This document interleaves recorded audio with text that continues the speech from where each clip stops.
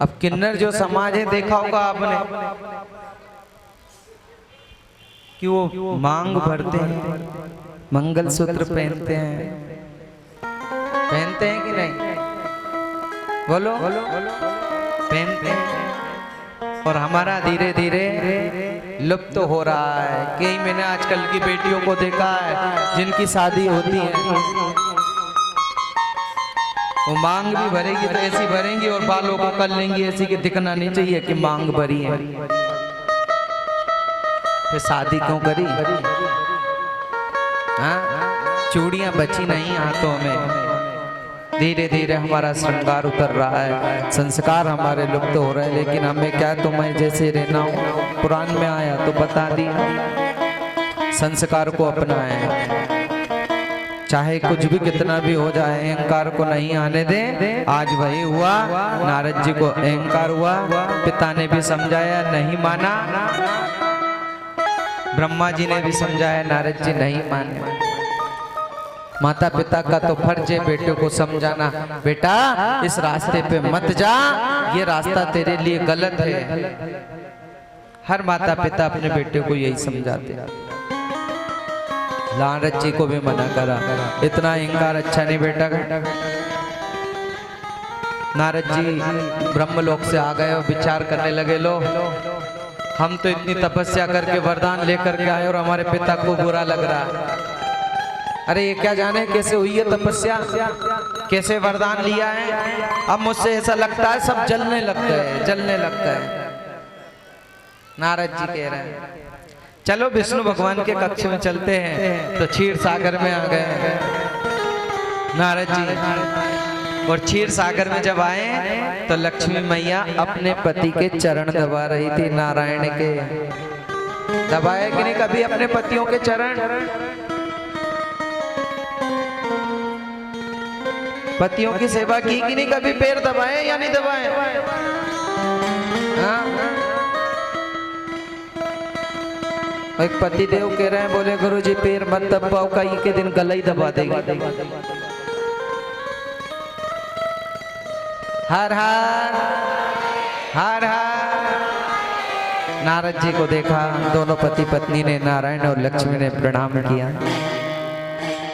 अब नारद जी तो अपने मद में थे, अहंकार में थे, अहंकार भरे शब्द बोलने लगे। नारायण को भी बोली, देखो त्रिलोकी में ऐसा कोई बंदा पैदा नहीं हुआ जो मैंने कार्य किया है, ऐसी तपस्या, कठिन तपस्या भी किसी ने नहीं की। तो बोले क्या किया? बोले मैंने काम को वश में कर लिया है, कामदेव ने मुझे वरदान दे दिया, वो मुझसे हार चुका है। और शंकर भगवान ने नारायण को ध्यान योग के द्वारा बात हुई। शंकर भगवान ने कहा कि नारद जी को ज्यादा अहंकार हो गया, थोड़ा दूर होना चाहिए। अब कैसे हो? विष्णु भगवान ने कहा बहुत अच्छी बात है, आपने कामदेव को जीत लिया तो बहुत अच्छी बात है, कोई बात। नारद जी ने सोचा शायद ऐसा लगता है नारायण भी मुझसे जल रहा, मुझसे जल रहा, कट रहा। तो नारद जी वहां से भी निकल पड़े। अब भगवान ने एक नगरी बनाई, शीलवती नगरी बताया गया है। उस नगर में राजा हुए शील निधि, और शील निधि जो राजा हुए उनकी एक कन्या थी। वहां पर एक स्वयंवर हो रहा था। क्या हो रहा था? स्वयंवर। शीलनिधि राजा ने जैसे ही नारद जी को देखा तो नारद जी को देख करके राजा बड़े खुश हुए कि आज हमारे बड़े भाग्य है कि हमारे घर में कोई संत पधारे हुए हैं, वो भी ऐसे समय पे कि जब हमारी बेटी का विवाह हुआ, स्वयंवर हो रहा है, उस समय किसी संत महापुरुष ब्राह्मण का आना, ये बहुत अच्छी बात है। और मैं तो आप लोगों से भी कहूंगा, बेटियों की या चाहे बेटी शादी हो, बेटा या बेटी की शादी हो, बड़े से बड़े लोगों को इनवाइट करते हो आप लोग, पर सब आते हैं आशीर्वाद देने आते हैं क्या उनको? बोलो हाँ? कितने ही बड़े लोगों को बुला लेना, लेकिन वर वधू को कोई आशीर्वाद देने के लिए जिनको देखो मोबाइल चला रहा है, बैठ रहा है, उसको समय ही नहीं आशीर्वाद देते। पर लेकिन मैं कहना चाहता हूँ इस मंच से कि कभी भी बेटे बेटी की शादी हो तो कम से कम 5 ब्राह्मणों को या 5 साधु संतों को जरूर बुलाएं, जरूर बुलाएं, ताकि उन वर वधू को जीवन की लिए आशीर्वाद दे सके उनको।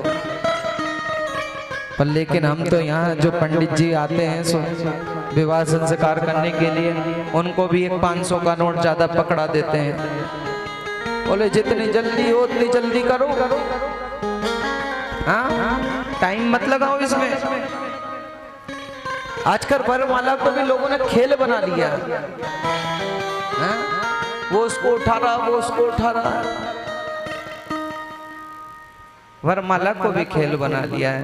वरमाला कोई साधारण चीज नहीं है। कल की कथा में पार्वती मैया कैसे वरमाला पहनाएंगी वो देखना आप कथा के माध्यम से सुनोगे। हाँ उसे भी हमने ढोंग बना लिया, प्रपंच बना लिया। 5 ब्राह्मणों को जरूर बुलाए ताकि वो आशीर्वाद दे। अरे पहले बारात रुकती थी कितने कितने दिन बताओ, बताओ। और आप एक रात में पूरा काम ही हो जाता है। और कहीं कहीं तो ऐसा हो जाता है कि एक दिन भी ना लगे भैया। हर हर हर हर नारद जी को मोह भगवान ने बनाई। राजा ने कहा देखो मेरी कन्या का भविष्य कैसा होगा, हस्त रेखा देगा। वो कन्या को देख करके नारद जी के मन में ऐसा विचार आया कि इसी कन्या से अगर मेरी शादी हो जाए तो बहुत अच्छा है।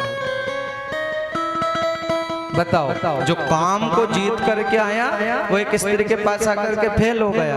अब मन में विचार करने लगा कि अगर इस कन्या से अगर मेरी शादी हो जाए तो बहुत अच्छा है। तो कैसे हो इससे शादी, स्वरूप अच्छा होना। तो कहाँ गए, बोलो कहाँ गए? विष्णु भगवान के पास। और भगवान से जाकर के कहा, अभी तो काम की बात कर रहे थे कि काम जीत के आया हूं, अब भगवान के पास जाकर के बात कर रहे हैं कि प्रभु दास के ऊपर दया करो। बोले क्यों, क्या हुआ? बोले अब मेरी इच्छा हो रही है कि गृहस्थ आश्रम बसा लूं। क्या कहा? अरे नारद जी अभी तो आपने काम को जीता है, इतनी कठिन तपस्या करी, अब गृहस्थ आश्रम में जा रहा है। बोले नहीं नहीं, मुझे ऐसा रूप दे दो जो आपके जैसा हो, जिसमें मेरा कल्याण हो। प्रभु मुझे ऐसा रूप चाहिए। भगवान ने सोचा कि नारद जी का कल्याण गृहस्थ आश्रम में नहीं है, तो भगवान ने किसका रूप दे दिया बताओ? बानर का रूप दे दिया। उस बानर का मुंह लेकर के बड़े खुश हुए कि अब तो राजकन्या मेरे को ही माला डालेगी, जय माला मेरे गले में डालेगी। क्यों? क्योंकि मेरे को मनपसंद चेहरा प्राप्त हो चुका है। और जैसे ही इस राज्य सभा में नारद जी गए, वरमाला चालू हुई। वैसे तो नारद जी का मुंह सबको नारद जी ही लग रहा है, उस कन्या को ही सिर्फ बानर का मुंह लग रहा था। अब नारद जी आकर के इधर बैठ गए आगे, कन्या ने ध्यान नहीं दिया। बानर से कौन शादी करेगा? बोलो करेंगे क्या? नहीं। कन्या आगे बढ़ गई। नारद जी ने सोचा शायद मुझे देखा नहीं होगा। क्या कहा? देखा नहीं होगा, भूल गए। नारद जी पीछे से आकर के फिर आगे बैठ गए। फिर उस कन्या ने देख करके अनदेखा कर दिया। और इतने में ही भगवान नारायण वहां पहुंच जाते हैं। और जैसे उस कन्या ने नारायण भगवान को देखा और उनके गले में वो माला डाल दी। बोलिए नारायण भगवान की जय। नारद जी बड़े दुखी हुआ। नारद जी को बड़ा दुख प्राप्त हुआ। नारद जी ने सोचा ऐसा क्या हुआ मेरे साथ? तो किसी गंधर्व ने कहा कि जाओ भैया पहले अपना चेहरा दर्पण में देख लो। और जैसे ही नारद जी, दर्पण तो वहां था नहीं, एक जलाशय था, जल भरा हुआ था एक सरोवर में, उस सरोवर के पास गए, जैसे ही उनने अपना चेहरा उस जल में देखा तो क्या देखा, ओ बाप रे, इससे अच्छा चेहरा तो मेरा पहले था। यानी नारायण ने मेरे साथ कपट किया, नारायण ने मेरे साथ कपट किया। तुरंत चले भगे भगे, मन में अनेक प्रकार की गालियां नारद जी दे रहे हैं नारायण को। और जैसे ही भगवान के धाम को पहुंचे तो वहां नारद जी को देख करके नारायण खड़े हुए, बोले निर्लज्ज, मुझसे दूर रहे, तूने कभी किसी का भला होने नहीं दिया, तू बड़ा चतुर है नारायण, मैं जानता हूं तेरी चतुराई को, तुझे अभी तक कोई नहीं जान पाया, लेकिन मैं तेरी चतुराई आज पूरी दुनिया वालों को बताता हूं, पूरी दुनिया को मैं तेरी चतुराई बताता हूं। अरे समुद्र मंथन हुआ तो विष उसमें से निकला, देवता लोग तेरे पास लेकर के आए, लेकिन तूने उस विष को किसके पास पहुंचा दिया, शंकर के पास। अरे वो विष तुझे अगर पी लेता तो संसार वालों को मालूम पड़ जाता कि तेरी ढोंग की लीलाएं हैं। वो चल वहां तो छोड़, तूने दूसरा गजब ये कर दिया, जब अमृत प्रकट हुआ तो देवताओं ने और दानवों ने मिलकर के उसको समुद्र मंथन किया था, अमृत प्रकट हुआ तो वहां भी तूने दैत्यों से छल किया, हाँ मोहिनी बनकर के तूने वहां भी छल किया, लेकिन तेरी ये लीला मेरे पास नहीं चलेगी क्योंकि मैं नारद हूं, तेरी ये लीला मेरे पास चलने वाली। आज मैं तुझे श्राप देता हूं, जैसा चेहरा बना करके तूने मुझे भेजा है, तो आज मैं श्राप देता हूं कि जिस प्रकार से मैं एक स्त्री के लिए दुखित हुआ हूं, तो तू भी अपनी पत्नी के लिए त्रेता युग में दुखी रहेगा। वो जिसका रूप बना करके तूने मुझे भेजा है, वही रूप वाले आकर के तेरी सहायता करेंगे। थोड़ी देर बाद देखा भगवान ने उसको भी सिरोधारी करा। अब भगवान की तो माया थी, वो राजा कन्या सब माया थे, वो कन्या अदृश्य हो गई, और जैसे कन्या अदृश्य हुई तो माया का पर्दा नारद जी के ऊपर से हटा कि नारद जी आज भगवान के चरणों में गिर गए। त्राहिमाम प्रभु बहुत बड़ी गलती हो गई कि शांताकारं भुजंग सहेनम पद्मनाभं सुरेशम विश्वाधारं गगन सदृश्यं मेघवर्णं शुभांगं लक्ष्मीकान्तं कमलनयनं योगी विद्यानगम्यं वन्दे विष्णुं भवभयहरणं सर्वलोकैकनाथम्।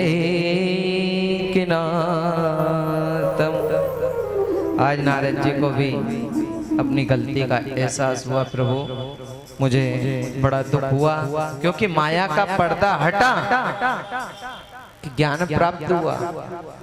ज्ञान कब तक प्राप्त नहीं होगा, जब तक हम उस रास्ते से नहीं गुजरेंगे। हाँ? जिसने कभी दुख देखा ही ना हो, अब उसके सामने दुख की बात करो तो वो क्या जाने, बोलो। जिसने जिस वस्तु को कभी अपनाया नहीं तो उसे कैसे पता कि भैया ये कैसे चलता होगा। मोबाइल अगर अपन ने नहीं चलाया तो पता भी कैसे रहेगा कि मोबाइल कैसे चलता। इसी प्रकार से नारद जी को पश्चाताप हुआ और नारद जी ने प्रार्थना करी, और प्रार्थना करते ही नारद जी का मोह दूर हुआ और नारद जी भगवान का भजन करने लगे। आइए श्रीमन्नारायण नारायण नारायण, श्रीमन्नारायण नारायण नारायण, श्रीमन्नारायण नारायण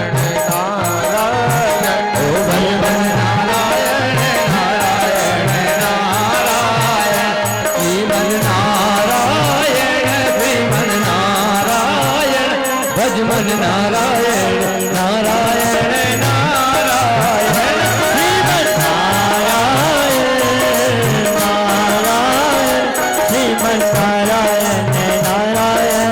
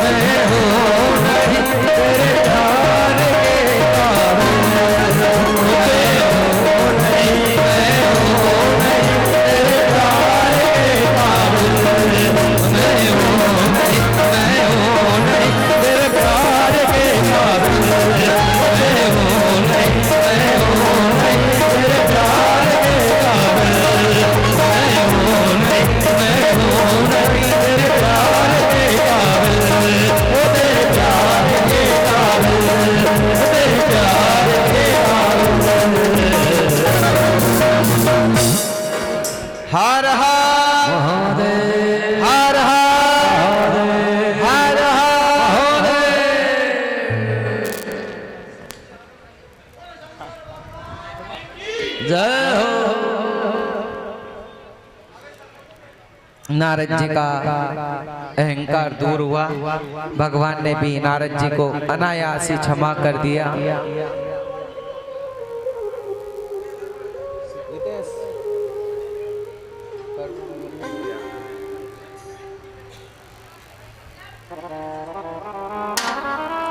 अहंकार तो दूर होना ही है एक दिन मनुष्य का भी।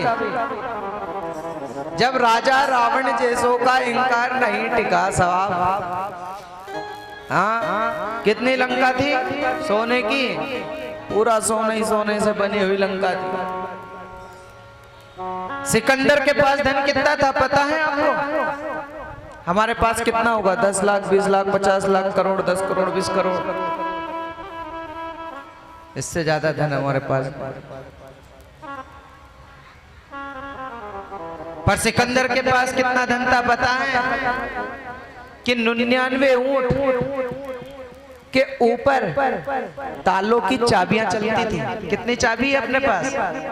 2 कमरे, 4 कमरे, 10 कमरे, 20 कमरे, 2 लोकर, 4 लोकर, 5 लोकर। इससे ज्यादा चाबियां।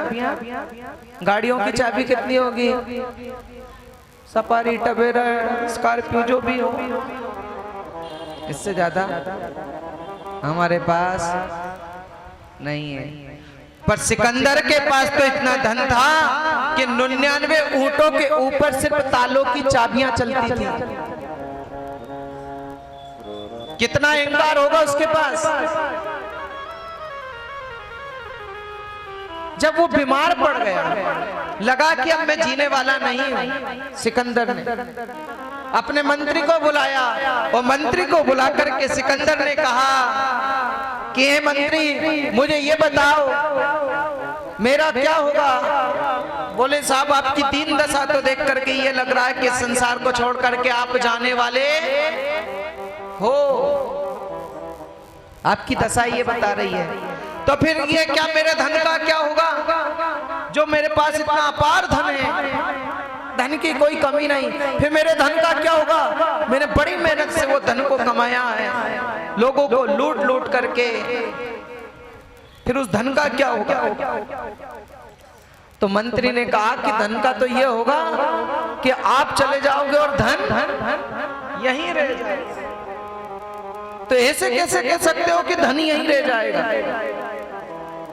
बोले मैंने ये देखा है कि पिछले अभी तक जो जा चुके हैं वो अभी तक कुछ भी नहीं ले गए। पिछले जो जा चुके हैं वो कुछ भी नहीं लेके गए, तो आप कैसे लेके जाओगे?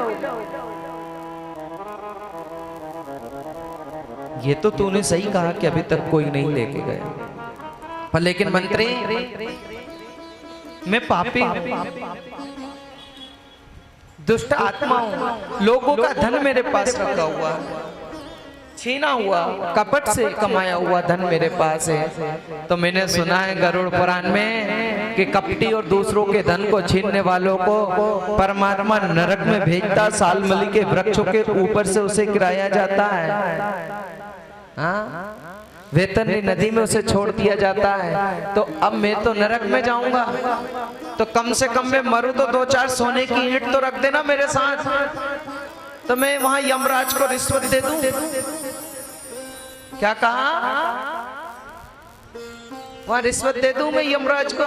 उनने कहा सुनो, रिश्वत यहीं चल सकती है, आजकल तो मंदिरों में भी चलने लग गई ना, पास देते हैं, VIP पास, 500 का, 1000 का, 10,000 का, जितनी भीड़ हो वैसा पास दिया जाता है आजकल मंदिरों में भी। यहाँ भी रिश्वत चल रही है। तो बोले यहाँ रिश्वत चल सकती है, लेकिन ऊपर रिश्वत नहीं चल रही। हाँ, अगर मैं कर भी सकता हूँ 2-4 सोने की ईंट, क्या मैं तो जितना हो सके उतना दर्द दूंगा आपके साथ जाता तो। पर मैंने सुना है कि जब मनुष्य मर जाता है तो अर्थी के ऊपर उसको लेटाया जाता है, और अर्थी के ऊपर लेटाया जाता है तो उसके ऊपर एक कपड़ा उड़ाया जाता है, सफेद कपड़ा उड़ाया जाता है, जिसमें जेब भी तो नहीं होती। मान लो जेब पे पॉकेट हो तो हम उसमें डाल दे 2-4 सोने की। तो सिकंदर ने बड़ा सुंदर जवाब दिया मंत्री को। मंत्री से कहा, मंत्री सुन, कि जब मेरी अर्थी उठाई जाए ना, जब मैं मर जाऊं और मेरी अर्थी उठाई जाए तो उस अर्थी के बाहर मेरे दोनों हाथ कर देना और ये दुनिया वालों को बता देना कि सिकंदर के हौसले आली थे, जब यहां से गया तो दोनों हाथ। जब सिकंदर जैसा नहीं ले जा पाया तो हम क्या लेकर जाएंगे। फिर किस बात का अहंकार।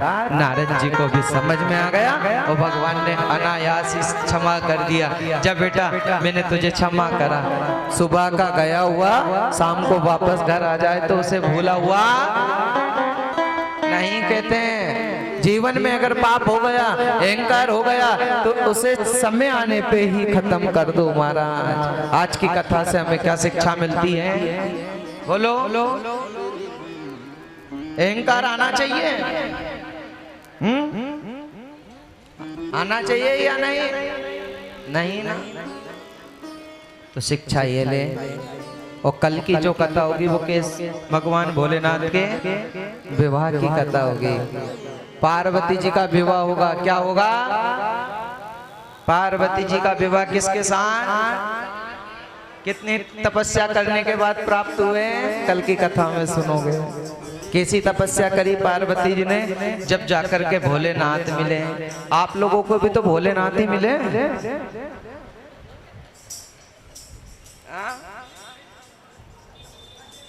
अच्छा, कौन कौन के पति हों भोलेनाथ? हाथ खड़े कर। अब सब कर देंगी। बोले गुरु जी यहाँ बेटे भी हैं पति हों। घर जाकर के फिर टनाटन कर देंगे मामला। नहीं है आपके पति भोलेनाथ? कल की चंचुला देवी की कथा सुनी थी ना। पति कैसा भी हो। कौन कौन के हैं भोलेनाथ? डरती डरती हाथ खड़े कर रहे हैं। अब महाराज जी कह रहे हैं तो कर ही दें। भोलेनाथ का है, वो तो कर्कश है हमारा पति तो। हर हर हर हर हर। हमारी चाची जी ने तो दो ही हाथ खड़े कर दिए, चाहे कुछ भी हो जाए हमारे तो भोलेनाथ ही है। वास्तव में भोलेनाथ ही है। दोनों पति पत्नी के लिए एक बार तालियों की सेवा हो जाए। हर हर हर हर हर हर। बताया गया है कि कल पार्वती विवाह होगा। पहली बार शिव महापुराण की कथा हो रही है।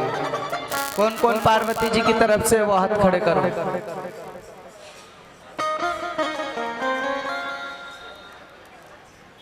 पार्वती जी की तरफ से हो तो कन्यादान होता है ना। हाँ, क्या क्या दोगे कन्यादान में? बेटी।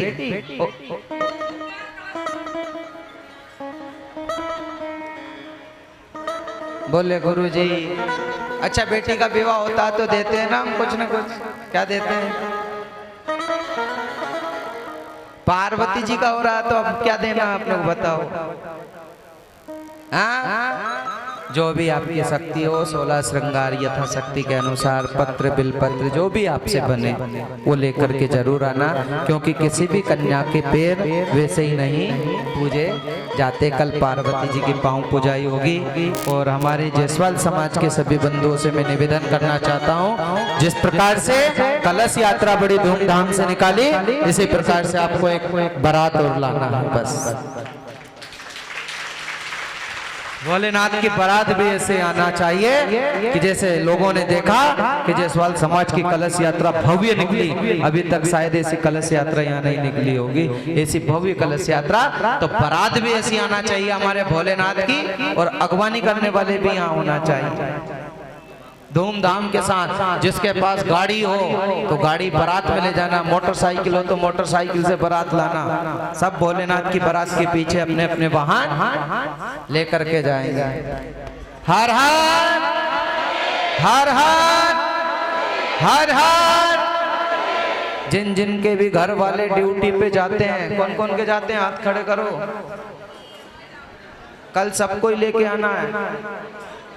बोले आप तो जाना भोलेनाथ की तरफ से, हम जाएंगे पार्वती जी की तरफ से। कौन की तरफ से? और पति को किधर भेजना है? बारात के लिए।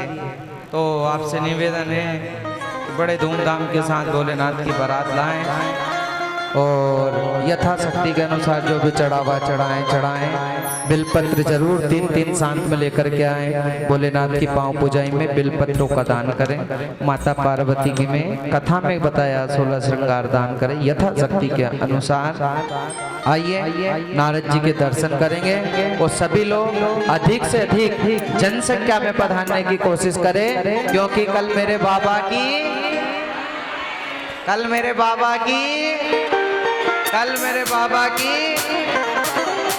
आज मेरे भोले की कल उनकी शादी रहेगी, विवाह रहेगा। उसमें अधिक से अधिक जनसंख्या में पधारने की कोशिश करें, बारात में सम्मिलित होए। अभी तक तो दुनिया वालों की बारात में बहुत गए, पर अब मेरे भोले की बारात में आना है और पतियों को भी साथ में जोड़े से लेकर के आना है। बच्चों को भी लाना है कल। किसको? कल बच्चे की भी कथा आएगी, वो भी आप सुनोगे। तो कल सती चरित्र होगा, दक्ष का मर्दन होगा, ये अनेक कथाएं आप कल की कथा में सुनोगे। तो अधिक से अधिक जनसंख्या में जुड़े और अपने इस मानव जीवन को धन्य बनाएं। कुछ क्षण के लिए नारद जी के दर्शन करें। नारद जी को लेके आए।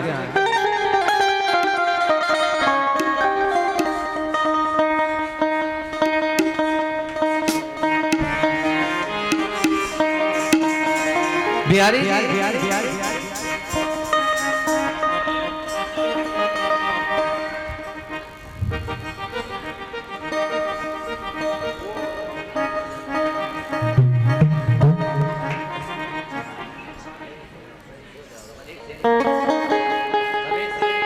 हर हर आज के जजमान देवता कौन है? जजमान देवता जोड़े से आए और नारद जी की पूजा करें। नारद जी की पूजा करें। आज के जजमान देवता हमारे पंडित जी पुजारी जी पूजा करवाएंगे।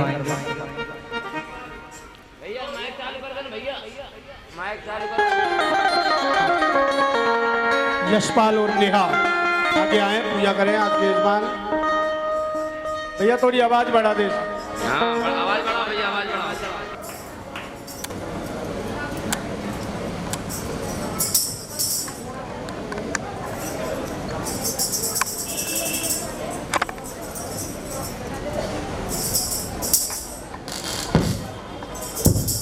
बहुत ही सुंदर कथा का रसस्वादन आप लोग कर रहे हैं।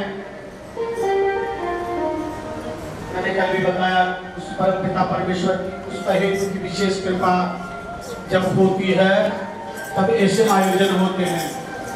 और जिनके भाग्य में कथा सुनना लिखा है वो ही सुन सकते हैं। क्या गोले रोड पे इतनी औरतें थोड़ी है, गोले रोड पे इतनी औरतें थोड़ी है।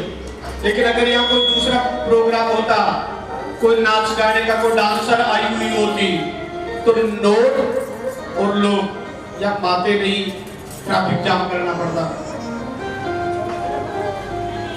बंदों,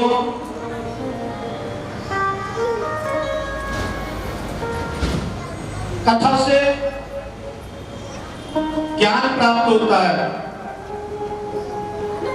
ज्ञान को आपको अपने जो हितैषी मिलने वाले हैं वो भी बांटते हैं। ज्ञान को कहते हैं आप मुझे ज्यादा ज्ञान मत बांटो, मेरे पास भी खूब ज्ञान है, कहते हो ना। ज्ञान तो कोई भी बांट देगा और ज्ञान तो लगभग सबके पास ही है, लेकिन ज्ञान बांटने वाले कभी जीवन में साथ नहीं देते। इस बात का ध्यान रखना। ज्ञान बांट सब कुछ। अभी महाराज श्री ने कथा के माध्यम से बताया कि भोलेनाथ किस किस के यहाँ है। कुछ माताओं ने तो हाथ खड़े किए, कुछ सोच रही थी आप खड़ा करो कि नहीं करो। जजमेंट करने में थोड़ा दिमाग में कंफ्यूजन हो रहा था, भाई भोलेनाथ है कि रावण है? किसी के रावण पे तो करेंगे, लेकिन महाराज के सामने महाराज ने जब ज्यादा जोर लगाया तो थोड़ा सा ऊंचा किया, फिर थोड़ा सा चलो कोई अड़ोसन पड़ोसन देख रही होगी, उसने दोनों हाथ खड़े कर दिए, मैंने नहीं किए। तो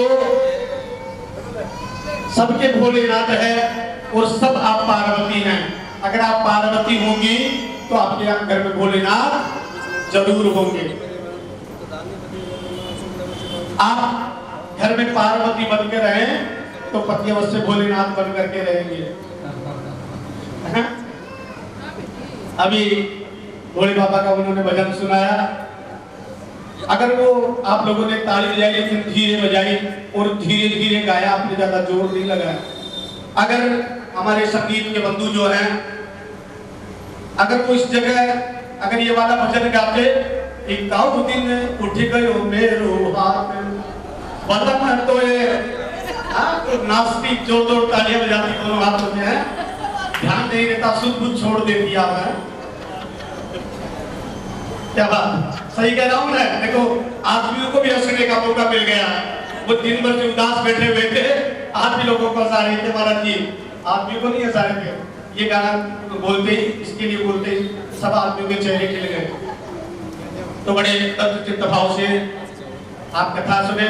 कल भगवान भोले बाबा अबडर वाली की शादी है और शादी में आप जानते हो किस प्रकार से वस्त्र पहन करके, किस किस तैयारियों से जो कन्यादान करना चाहे वो कन्यादान के हिसाब से आए, जो बारात में जाना चाहे वो बारात के हिसाब से आए। और देखिए महाराज जी ने कहा धन खरा धाम पर यही पड़ा रह जाएगा जब पूछ का दिन आएगा। सिकंदर के पास अकूत धन था, अकूत दौलत थी। 99 ऊंटों के ऊपर तो चाबियां चलती थी, वो साथ में नहीं गया था कुछ भी। तो धन धरा धाम पर यही पड़ा रह जाएगा जब पूछ का दिन आएगा। नाक से बहेगा नाला, आंखों पे तलेगा जाला, लकड़ी से पड़ेगा पाला। जब पूछ का दिन आएगा तब कोई साथ नहीं देगा। धनानि घूमो बसवा सबोचे, नारी ग्रह द्वार सका समसाने। यानी आपकी जो धन है, दौलत है, वो सब लोकर में पड़ी रह जाएगी। पहले तो जमीन में गाड़ते थे, अब तो लोकर में बंद रखते हैं, लेकिन वो धरा वो सब लोकर में ही पड़े रह जाएंगे। इष्ट मित्र है, रिश्तेदार है, जो पत्नी है, पत्नी केवल घर के द्वार तक ही साथ देगी। रिश्तेदार मित्र जो है वो केवल शमशान तक, बाकी जीव को आगे खुद को ही जाना है, कोई साथ नहीं जाने वाला। तो जितना बन सके समय पा करके अगर भगवान का भजन करें तो ये जरूर आपके साथ जाएगा। कल भी कहा था 60 साल के बाद में चाबी अपने बहुओं को दे देनी चाहिए, दादागिरी नहीं करनी चाहिए, जोर जबरदस्ती नहीं करनी चाहिए। एक तो आजकल सब अपनी अपनी हैसियत रखते हैं।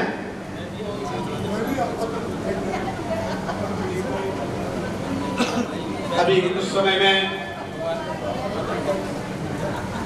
आरती होगी और मैंने उस दिन में बताया था 16 तारीख से श्रीमद् भागवत कथा प्रारंभ होगी। 16 तारीख आएगी, 6 तारीख को इस कथा का समापन है और 16 तारीख को इसी प्रकार से भव्य कलश यात्रा के साथ में श्रीमद् भागवत कथा का आयोजन होगा 16 तारीख से 22 तारीख तक। बीच में 19 तारीख पड़ेगी जिसकी जन्माष्टमी है। तो भागवत में जिस दिन कृष्ण जन्म होगा वो जन्माष्टमी के दिन ही होगा। रात के समय में बड़ी विशाल भजन संध्या होगी, बड़ा सुंदर आयोजन होगा वो भी। उसमें भी सब माता भाई ने कलश यात्रा के लिए, भागवत के लिए भी से तैयारियां शुरू करते हैं। बड़ी विशाल कलश यात्रा के साथ में अब श्रीमद् भागवत कथा का आयोजन होगा। सभी से निवेदन है भीड़ ना करें, एक यहाँ पर नहीं आए। नारायण भगवान नारद जी स्वयं आपके पास आएंगे, इतनी भी जल्दी हो जाए। नारद जी को मतलब सब प्रणाम नहीं कर लेंगे, सभी के पास नारद जी आएंगे, यहाँ किसी को आने की आवश्यकता नहीं। हर हर हर हर हर। देखिए कोई भगवान होते तो नहीं आते, लेकिन आपको जाने नारद जी 2.5 घड़ी से ज्यादा एक जगह रुक नहीं पाते, तो ज्यादा देर यहाँ बैठ नहीं पाएंगे इस वजह। और नारद जी तो घर घर ही आते हैं। नारद जी पता है हर घर में नारद है, तो आपके पास में नारद जी चल करके आएंगे। तो नारद जी ने तो में आ रहे हैं, सब चरण स्पर्श करेंगे, धक्का मुक्की नहीं करेंगे बिल्कुल भी। जो पत्र पुष्प आप जो ऑफर करना चाहे नारद जी के पास बड़ी सारी झोली है, जो अपने पत्र पुष्पार्पण करें। साथ ही बद्रीनाथ धाम में भगवान बद्री विशाल के यहाँ श्रीमद् भागवत कथा का आयोजन है 18 से 24 सितंबर। 18 से 24 सितंबर। अगर कोई भक्तजन जाना चाहे तो हमारे ओम जी जायसवाल हैं, आप उनसे संपर्क कर लेना। थानियों में जो विराजमान है ओम प्रकाश जी जायसवाल, वहाँ भी परम पूज्या कृष्णा किशोरी देवी जी के द्वारा भागवत का आयोजन होगा। जो भी भक्तजन जाना चाहें 18 से 24 सितंबर। चलिए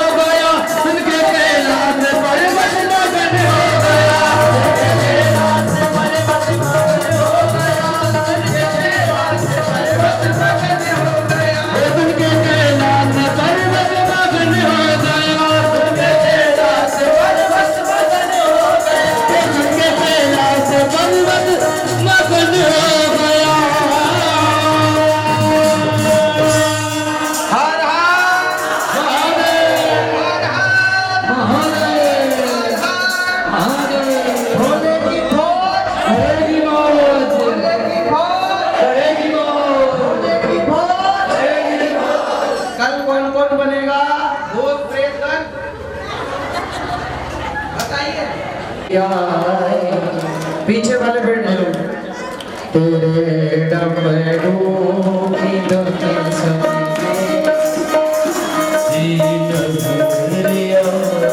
बस इसे 2 मिनट का भजन, उसके बाद आरती। अपने अपने ऊपर हाथ ऊपर उठाए, सभी लोग उठाए और मेरे साथ झूमते हुए नाचते हुए बैठे बैठे, कोई भी खड़ा नहीं होगा, वहीं पर झूमना। तेरे डमरू के धुन सुनते मैं काशी नगरिया, तेरे डमरू की धुन में काशी नगरिया हूँ, मैं काशी नगरिया हूँ, मैं काशी नगरिया हूँ,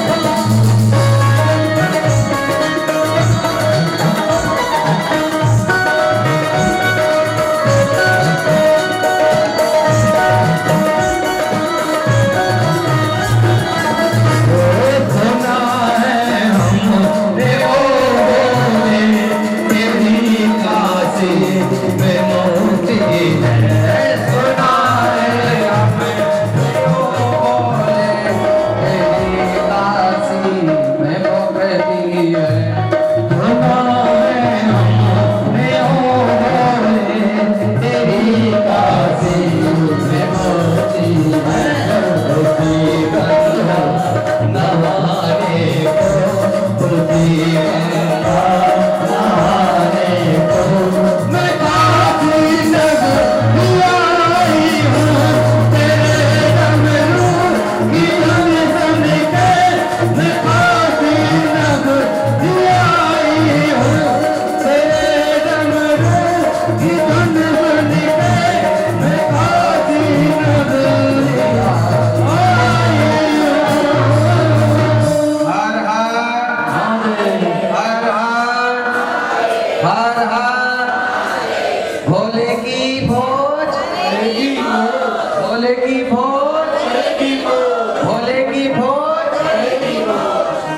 दिखा देना है कि हम भी भोलेनाथ के। कौन कौन बनना चाहता हमारे भोलेनाथ का? चाहे कल ₹1,00,000 का भी नुकसान हो तो हो जाने देना। 3:30 बजे, कितने बजे? 3:30 बजे बाजार प्रारंभ हो जाएंगे और 4:30 बजे तक यहाँ लेकर के आना। 1 घंटे का समय, 1 घंटे में बारात लेकर के आना। हर हर महादेव, हर हर महादेव।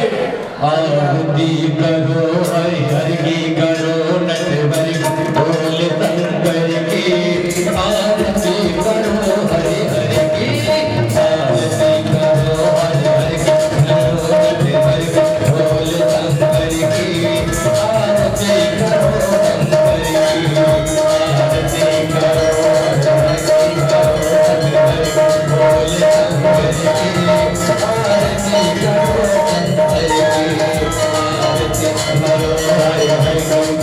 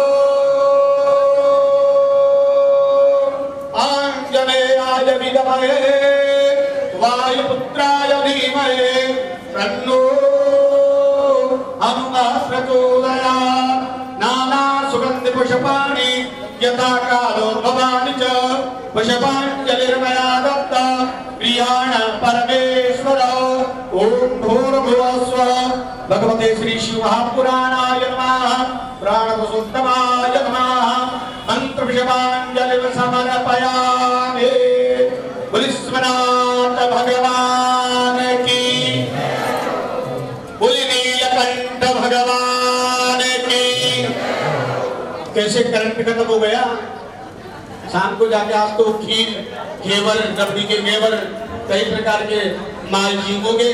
बैटरी अभी से डाउन हो गई क्या? थोड़ा जयकारा तो लगाओ। गोरने रोड पे पता लगे जो नहीं आए उनको क्या राधा कृष्ण मंदिर में आरती के जयकारे लग रहे हैं, कल से अपन को भी चलना है।